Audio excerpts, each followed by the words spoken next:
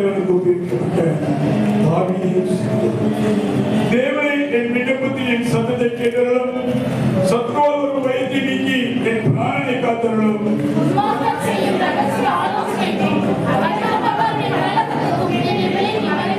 அவர்கள் தங்கள் நாவை பட்டயத்தை போல் கூர்மையாக்கி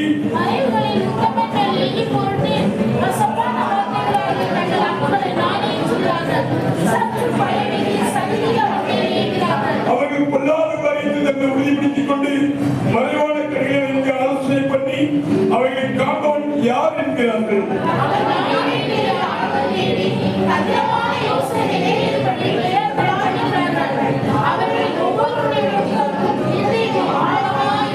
ஆனாலும் தேவன் அவர் மேல் அம்புகளை எறிவார், சடிதியாய் அவர்கள் காயப்படுவார்கள்.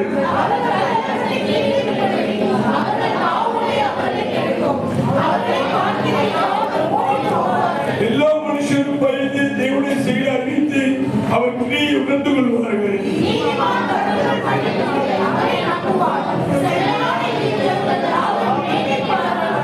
9-10 வசனத்தில் சேர்ந்து வாசிப்போம். எல்லா மனுஷரும் பயந்து தேவனுடைய செயலை அறிவித்து அவர் கிரியை உணர்ந்து கொள்வார்கள். நீதிமான்